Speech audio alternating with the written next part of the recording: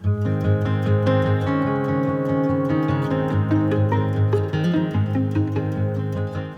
to a CoastLine Special Edition Redistricting.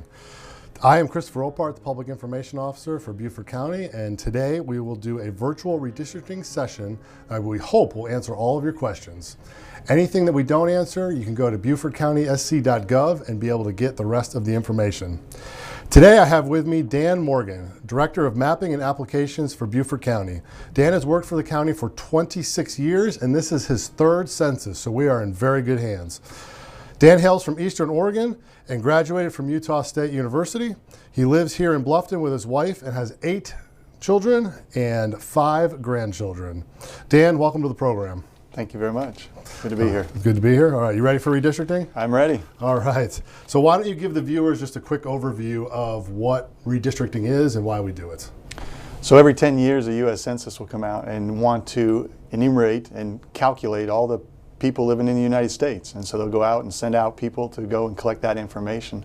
This past census in 2020 was a little bit different because of the pandemic, and so there's a lot of different things that came into play with gathering that information. But with that information, when they gather those populations, they come down from the federal down to the local level, to local government. And we use that information to be able to redraw and equally redraw districts, so those people and those citizens in Beaufort County have a voice, and also those monies that come from the federal come down to local level. Got it.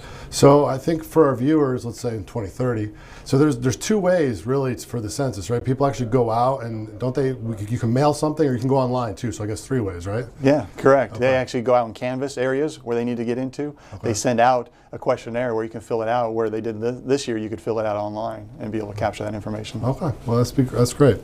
All right, so diving into it, once this 2020 census data was released September timeframe. Correct. And that was not normal, correct? No, that was not normal. So what was up with that? That was late because of the pandemic. And so typically we would receive that data in April, May, June timeframe, and we actually received it. It was released in September, and the state reviewed it, and then we received it in early October and started our processes. So we're definitely behind the 8 ball. So we lost 4 months, correct, just about? Holy yeah. cow, okay. Yeah. So having lost 4 months, I think, how are we going to make our deadlines, and how are we getting into this process? Like, what's your staff doing? Okay, so October 27th, there was a meeting from the South Carolina Office of Revenue and Fiscal Affairs. They came down to show the benchmark report of what they've shown from the data the census provided for Beaufort County. In that time frame, they laid out the criteria that we need to look at when we decide looking at these lines and making changes to them. One, we need to look at one person, one vote. Which was constitutionally in place, making sure that we are representing that one person. And that's been since the Constitution since began, right? Correct. Okay. Right. And then the second one came in to be the Voting Rights Act and keeping the minority-majority populations intact where they are. Anything above 50% minority population, we need to keep them in place. We do have one of those, District 1 in Beaufort County, so we need to look at that, and a significant minority in District 3. And so the key words people like to hear are gerrymandering, packing, right? So that's what we're trying to avoid, and what the Civil Rights Act did was ensuring one vote, one person, one vote, but also making sure that they get equal representation, right? Correct. Okay. And then the South Carolina Revenue Office also looked and made sure that we were following some other criteria. One of them looking at the voting precincts and making sure we're trying to follow those and keep them from changing as many of those as we could. Okay. Also contiguousness of the districts, making sure they are contiguous, and compact, trying to keep them tightly fit geographically if we could.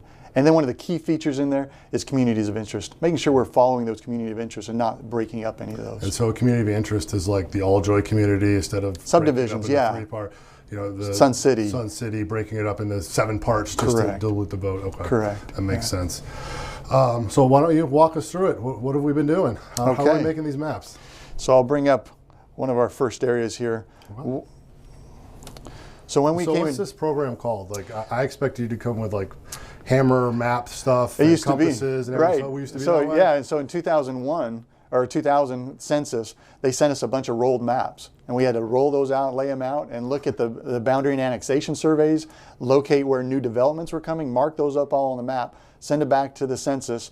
They took that data, put it on CDs, and send back that data, and we were able to, you know, sign for our life away to protect that data, and then put it and use that data. Now it's in the cloud.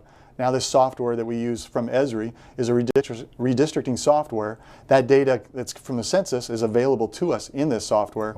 So we log in and get in and start working with those numbers. So no more floppy disks. No more floppy disks. Okay. That's so, right. Goodness. All right. So this is where we began our process here. And so I'll point out some of these areas here. So as you can see, these are all the 11 districts in Beaufort County. And these are the current districts. These are the current districts as set. The data that's in the background that we utilize is the 2020 census data. Okay.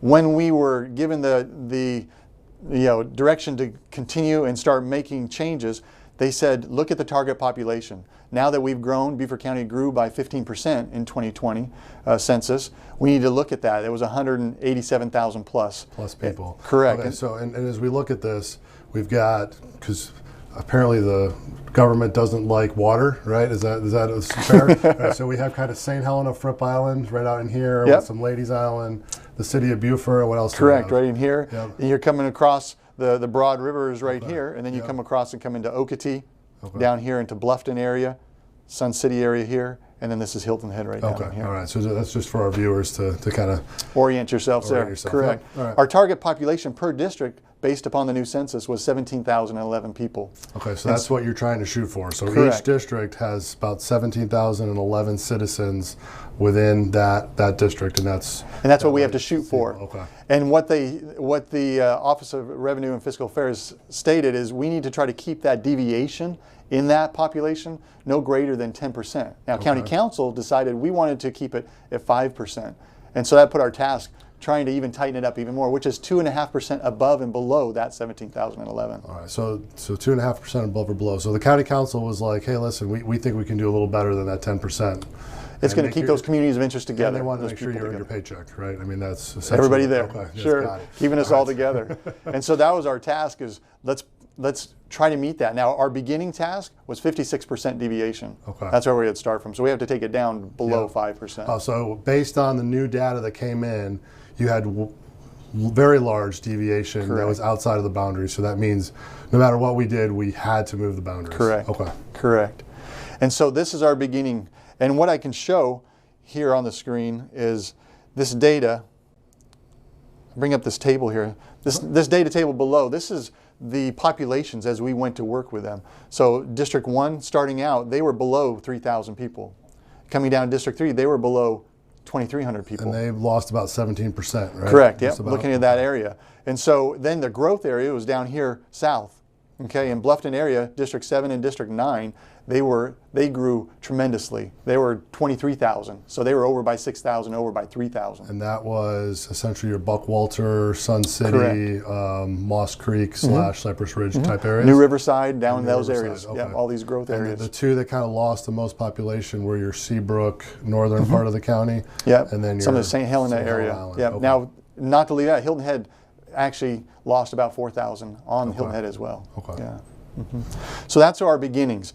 And so I'll move this table out of the way, and what I'll do is look at our first go round. So I'll open our first alternate plan that we worked with. And once again, all this data is up in the cloud, so the technology is tremendous to be able to work with. So now you can see a little bit change to this map. Okay, what we did to start out with this is we were looking strictly at the populations. We were looking at the block groups.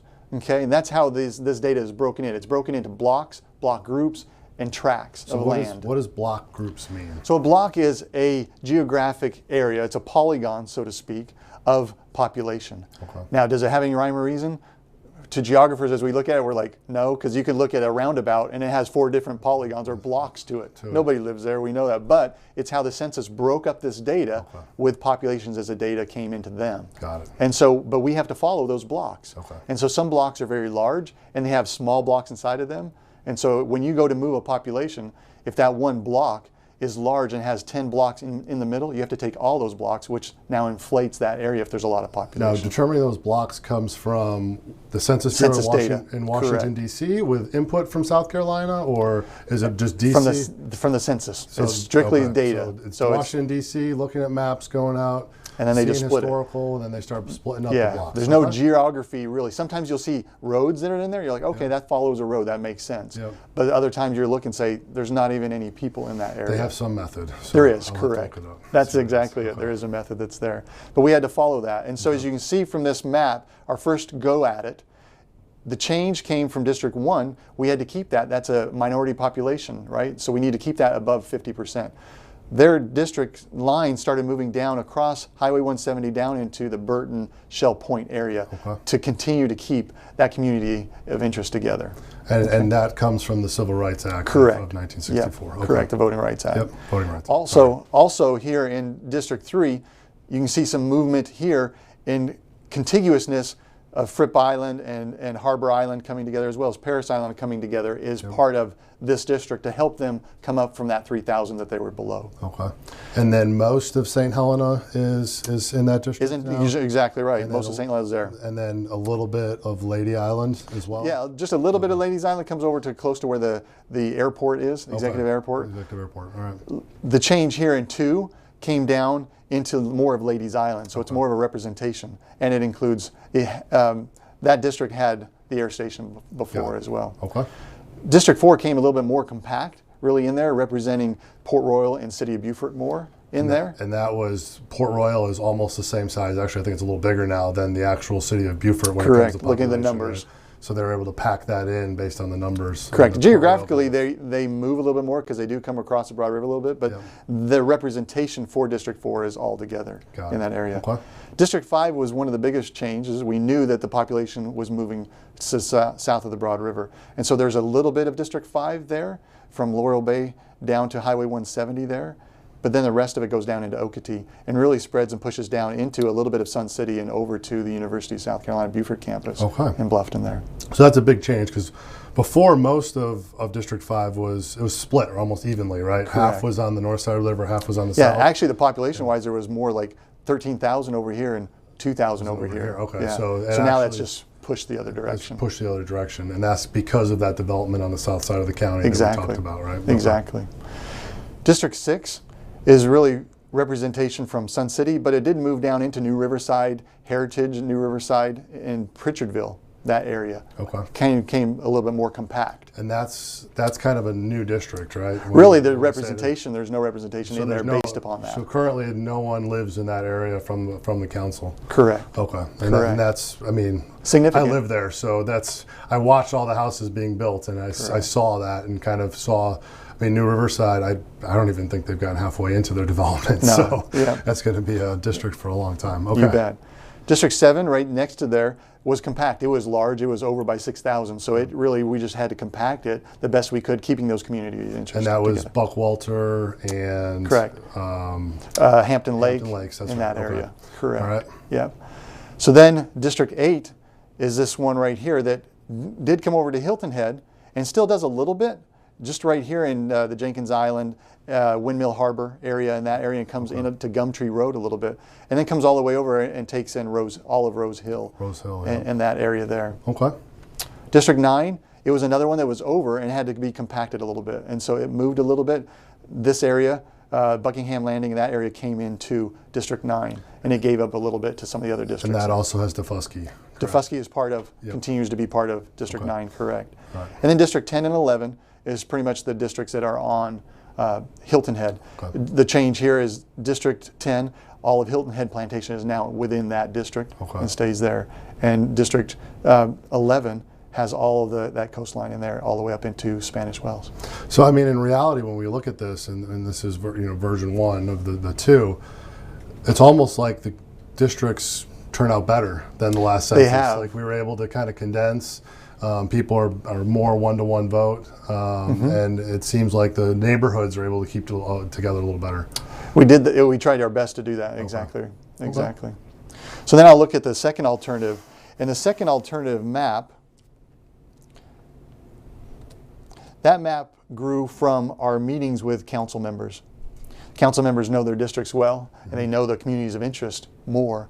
And so they were able to come in and kind of share a little bit more of those communities of interest along with the voting precincts. And so we worked with it and really tightened things up. Now, to go to the percentages, the stats, right? Alternative 1 we were able to get the deviation, that one person, one vote, to 3.85%. So we met the criteria from County Council to be below 5%. Okay, this map here, it actually goes to 1.88. 1.8? Yeah, 1.88. That's significant. That we is really were significant. able to tighten it up. Okay. And so this came from the work with the council members and trying to look at those communities of interest and the best we could to keep them together based upon the blocks. Because once again, they could come in and say, hey, I really like this area here. What can we do? Because we know this community well. But if the blocks are tied differently, we have to work those blocks differently. So we did the best we could. And I think we did pretty well coming down to 1.88%. Yeah, I mean, that's almost one person, one vote, like you bet. representation across the county. That's amazing. Yeah. And so what are some of the bigger differences between alternate 1 and alternate 2? Okay, so alternate 2 comes in and picks up all the USCB area. There, all that population, so that community of interest is all in 6 now. Got it. It did bring 5 a little bit more into Sun City. So there's really representation between 5 and 6 for Sun City in that district. This area with 9, it really made very little. 7, 8, and 9, we had some changes, but it was just community subdivisions. Little subdivisions. Subdivisions. We just moved those and tightened those up and tried to keep them together in those blocks and in those voting precincts. North of the Broad, very little change. Really, if you look at it, Harbor Island came and represented into 2. And a little bit of Paris Island came into 4 for representation there. That was really it. And then it looks like, I forget what this is called out here. This is Harbor Island right there. Okay. Harbor Island there. Fripp Island is down here. This is Harbor Island. Yep. Okay, I got it. Yes. Okay. So, I mean, those looks great. Really does. I mean, we really felt like we've done our due diligence in trying to keep that one person, one vote, as well as the Voting Rights Act, and keep things into play there with communities of interest. Okay. So now we have these 2 versions, and what's the next thing that we do? Okay. So the next steps, we have the community meetings coming up at the end of November and in the first part of December, where we'll go and we'll meet with those constituents, the members of the community, to let them look at these maps and talk with the council members at those meetings and share their comments. And so, if I remember correctly, November 30th is in Beaufort for districts 1, 2, 3, 4, and 5. That's the 29th. Yeah, 29th. Sorry, 29th. Yeah, 29th. 1 through 5. 1 through 5, and they are at USCB Beaufort. The theater, at the theater. Performing Arts Center. The 30th is 5, 6, 7, and 9, because we talked about 5 being split across the river, so we wanted to give people opportunities, right? And that's at the Bluffton Recreation Center in Bluffton. Correct. And then December 1st is public hearing for 8, 10, and 11, which is essentially Hilton Head. Correct. And that will be at Hilton Head Island Rec Center. Yes, correct. Okay. All right. So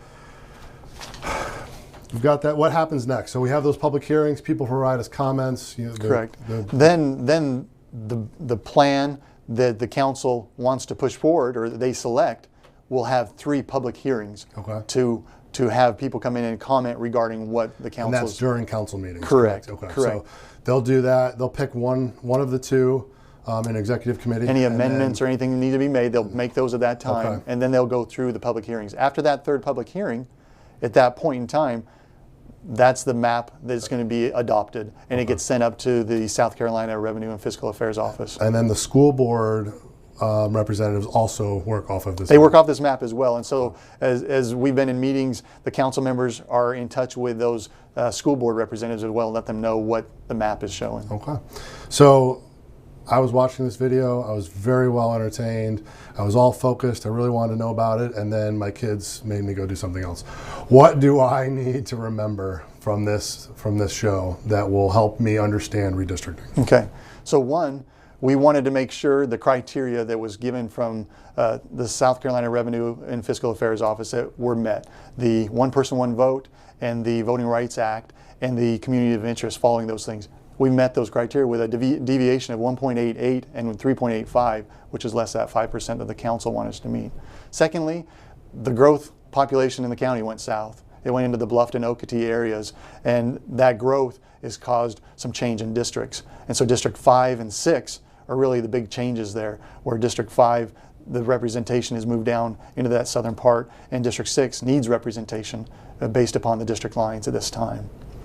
Next, we look at how we're trying to change and make things come compact and contiguous. we've done that. As you can look at this map, we've met that criteria, and we hope that the council can see that and we'll move that forward. So those are the biggest changes that we've met through this. So basically by January we're going to have a new map? Correct. Right, and that'll be great. That's right. All right, well Dan, I really want to thank you for your time today. My pleasure. It was fascinating to see that we no longer use maps and paper, and this is probably 10 times more accurate than what we did before, and that we're really representing and everyone's getting that one vote for each of their districts. So thank you very much for being with us today. So ladies and gentlemen, thank you. This is the end of the CoastLine special. If you have more information or need more information, please go to BeaufortCountySC.gov. On there will be a web page all about redistricting that has a lot of the points and facts that Dan just went over with us today. It also has a replay of this show, and it also has Redistricting 101, a little short tutorial video to explain how and why and what we do with some graphics in there. That'll be quite entertaining. And we hope that you enjoy. We hope you come out to the public meetings the first week after Thanksgiving and give your comments and feedback. And that's all we've got. Have a great night.